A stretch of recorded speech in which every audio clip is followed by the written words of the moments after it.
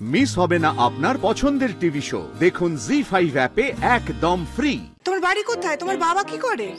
বাবা, এই মানুষটা প্রশ্ন বিচিত্রা। কি গো? আমার বাড়ি টাকিতে। বাবা ওখানে সিনেমা হলে আশারের কাজ করেন, আর মা হাউসওয়াইফ। জিনিয়া ফার্স্ট। আরে হাতে আর সময় নেই, তাড়াতাড়ি নিয়ে আয় ওদের। হ্যাঁ হ্যাঁ হ্যাঁ, রাখছি। সায়ক, হ্যাঁ হলো। আরে মিডিয়া চলে আসবে তো সন্ধ্যাবেলায় ভিড় করতে। সুপারস্টারের বিয়ে বলে কথা, হ্যাঁ, কোনো রকম যেন ত্রুটি না থাকে। দেখে নাও সবটা ঠিক আছে কি। হ্যাঁ মধুদি, হ্যাঁ হ্যাঁ। এ কি করছো, দাঁড়িয়ে আছো? হ্যাঁ, তোমাদের সবার ড্রেস স্টাইল হয়ে গেছে। আর সবাইকে মেনটেন করতে বলে দিও আমি যা যা বলেছি। হ্যাঁ, কোনো রকম গন্ডগোল যেন না হয়। তুমি একদম চিন্তা করো না মধুদি, সব হয়ে যাবে। আচ্ছা সবই তো হলো, কিন্তু বাবারা কোথায়? এখনো ফেরেনি, আসছে কি নি? এই মেয়েটার সব ব্যাপারটা ডিসকাস্টিং। টিপিক্যাল মধ্যবিত্ত মেন্টালিটি। দেখো হয়তো কোথাও বসে বাড়ি ছেড়ে আসবে বলে নস্টালজিক হয়ে ইমোশন ছাড়ছে। আর এখানে যে এই সন্ধেবেলায় ফটোশুট, সে কখন আসবে কিছু বোঝাই যাচ্ছে না। মেকওভার আছে, আমরা স্ক্রিপ্ট নিয়ে কখন বসবো? আচ্ছা রিল্যাক্স, আমি ফোন করে দেখছি। দেখো ভালো মুখে তো আর কাজ হয় না। আচ্ছা ঠিক আছে, তুমি এদিকটা সামলাও, আমি দেখছি ওরা কোথায়। আরে বাবা মা, এই দেখো বাড়িটা কেমন সেজে উঠেছে। হ্যাঁ রে বাবা, ও ফুল দিয়ে সাজাচ্ছে। দেখো দেখো দেখো, এই এতদিন বাদে না এই বাড়িটাকে বেশ একটা বিয়ের বাড়ি মনে হচ্ছে। কি মা? ঠিক বলেছি। হ্যাঁ, বড় লোকদের পয়সার মা বাপ নেই, একটা নকল বিয়ের জন্য এত খরচার কি দরকার? এত দেরি হলো কেন? কোথায় দেরি করলাম? অফকোর্স দেরি হচ্ছে, তোমার কোনো সেন্স নেই না? আরে এত হুটোপাটি করার কি আছে ম্যাডাম? বিয়েটা তো আজ নয়, কাল। লগ্ন তো পেরিয়ে যাচ্ছে না। তুমি কি ভেবেছোটা কি সুপারস্টারের বিয়ে কি নমনম করে হয়ে গেলেই হলো? নরমালি 7 দিনে সেলিব্রেশন হবে, আর সেটা আমাদের হাতে টাইম নেই বলে একদিনের মধ্যেই আমরা সব কমপ্লিট করছি। আসলে জীবনে এসব কোনোদিন দেখোনি তো, তাই বুঝতে পারছো না। যাকে যাও, ওপরে গিয়ে রেডি হয়ে নাও, সময় নষ্ট করো না। আরে আরে আরে, সবে মেয়েটা বাপ মায়ের বাড়ি ছেড়ে এলো, মন টন ভালো নেই, ওকে একটু বসতে দাও।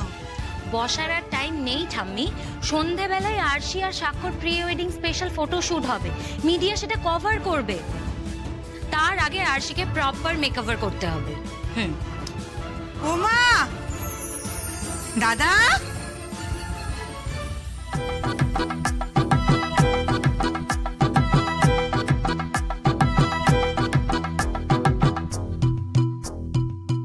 আরে বর্ষা।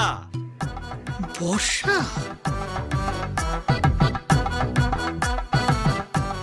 দিদি বলছি, ওরা আমার এখন কি করতে এলো গো? যা গিয়ে জিজ্ঞেস কর। বাস হয়ে গেল। মাছের গন্ধ পেতে না পেতেই বেড়ালে এসে হাজির। এক্ষুনি তো শুরু করবে, কেন বিয়েতে আগে বলনি, আমাদের তরফে আর কি কি খুঁত রয়েছে, সব প্যাচাল পাড়া শুরু হবে এক্ষুনি। শুধু কি তাই, এত বছর ধরে সংসার করার পরেও এখন শুনতে হবে সংসার কিভাবে করা উচিত, যাতে জ্ঞান দেবে। শোন। কিরে বর্ষা, ভেতরে আয় ভেতরে আয়। ইরে বাবা, এই কিরে রিতম, ভালো আছিস? কত বড় হয়ে গেছে। হ্যাঁ এই সুভাষ, ভালো আছো তো? এই তুই ব্যাঙ্গালোর থেকে কবে ফিরলি? এই তো গতকাল। রে বাবা, কত বড় হয়ে গেল সেই রিতম। আর এসো করতে হবে না দাদা, থাক থাক থাক। না আসলে কি আর ডাকতিস? এই ঠিক আছে ঠিক আছে ঠিক আছে। ওটা আমি, তোমার তো 3 ছেলেই জানতাম, একটা যে মেয়েও আছে তা তো জানতাম না। এই মেয়ের কথা আর বলিস না, মেয়ে আমার গুণধর, দরকার না পড়লে না এ মুখও হয় না, সেই জন্যই তোকে এসব বলা হয়নি। আরে থাক থাক, কেমন আছিস? ভালো আছি ভালো আছি। আরে কেমন আছিস তুই? আমি ভালো আছি, তুই কেমন আছিস? আমার কথা ছাড়া আমি ভালো আছি। আরে শুনলাম তুই নাকি বাউলে একটা কচি মেয়েকে বিয়ে করেছিস।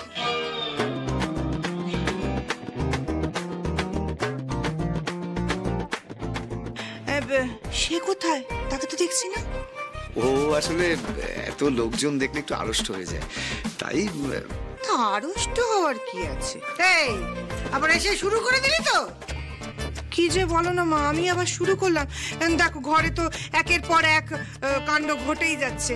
তোমরা তো আমাকে পরই করে দিয়েছো, কিছুই তো বলো না। তো খোকন আসার খবরটা তো দাদা ফোনে বলেছিল, তাই জেনেছি। কিন্তু বাবলুর বিয়ের খবরটা তো আমি টিভিতে শুনলাম, শুনেই ছুটতে দৌড়ে চলে আসলাম। হ্যাঁ গো বড় বৌদি, তোমার ছেলের বিয়ে একবার বলবে না? তোমার 10টা না 5টা না একটা মাত্র ননদ বলে কথা। তোমরা যে এখানে আছো সেটা আমরা কি করে জানবো বলো তো বর্ষা? হ্যাঁ, আমরা তো জানি তোমরা রিতমের কাছে ব্যাঙ্গালোরে আছো। এর আগে পুজো পার্বণে ডাকিনি এমনটা তো হয়নি। তোমরা তো নিজে থেকেই এখানে আসোনি। আর আমার ছেলের বিয়ের ব্যাপারটা সবটাই খুব তাড়াতাড়ির মধ্যে হলো, তাই আর কি। হ্যাঁ, সেই জন্যই তো জানো তো, আমরা ভেবেছিলাম কি যখন বড় করে রিসেপশন হবে তখন সবাইকে বলবো, সেই জন্য আমার বাপের বাড়ির লোকদেরও বলিনি গো।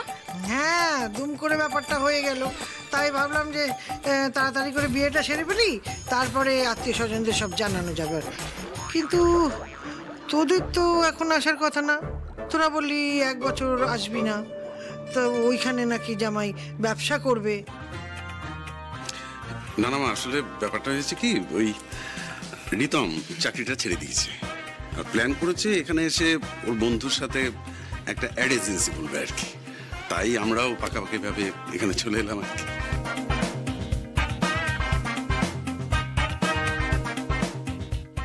বুঝলে, এরা মানে পাকাপাকি এখানে থাকবার জন্য এসেছে। হ্যাঁ, বুঝতে পারছো তো? আবার কি আমাদেরই জ্বালা হলো? এই শোনো, তোমার বোন তুমি বুঝো, আমার বুঝে কুচু হবে। আমি বলেছি, হ্যাঁ আমি বলেছি ওটা আসতে। বাবা, আরে পিসিমণি কেমন আছো? থাক থাক থাক থাক, হয়েছে আছে। পিসমশাই ভালো আছে তো? থাক থাক থাক, ভালো আছি। তুই কেমন আছিস? খুব ভালো। বাহ, এই রিতম, হ্যাঁ আরে তুই তো হ্যান্ডসাম হয়ে গেছিস আরো। কি বলছো বাবলুদা, তোমার কাছে তো সবাই ঝাপসা। যাকে পিসিমণি তোমরা এসছো, আমি খুব খুশি হয়েছি। থাক, আর লোক দেখানো খুশি হতে হবে না। ব্যাস, তোমার না এই কথাগুলোই আমার ভালো লাগে না, জানো তো বর্ষা। আমার ছেলে লোক দেখিয়ে কোনো কিছু করে না কিন্তু। হ্যাঁ, আহ মা, থাক না। পিসিমণি একটু অভিমান করেছে, আমি বুঝতে পারছি। আসলে কি বলতো, এই বিয়ের ডিসিশনটা না হুট করেই হয়ে গেছে। হ্যাঁ রে সাক্ষ্য, তোর বিয়ে নিয়ে তো এত জল ঘোলা হচ্ছে, তো মেয়েটা কোথায়? মেয়ে এই যে আমাদের আসে দিদি। ও তুমি, হ্যাঁ তুমি কি করো বলো তো মেয়ে? তোমার বাড়ি কোথায়? তোমার বাবা কি করে? বাবা, এই মানুষটা প্রশ্ন বিচিত্রা। কি গো? হ্যাঁ, আমার বাড়ি টাকিতে। বাবা ওখানে সিনেমা হলে আষাঢ়ের কাজ করেন, আর মা হাউসওয়াইফ। আমি ওখানে একটা জেরক্স দোকানে কাজ করতাম, কিন্তু আমি এখন অ্যাসিস্ট্যান্ট প্রোডাকশন ম্যানেজারের কাজ করি এই স্যারদের প্রোডাকশনে।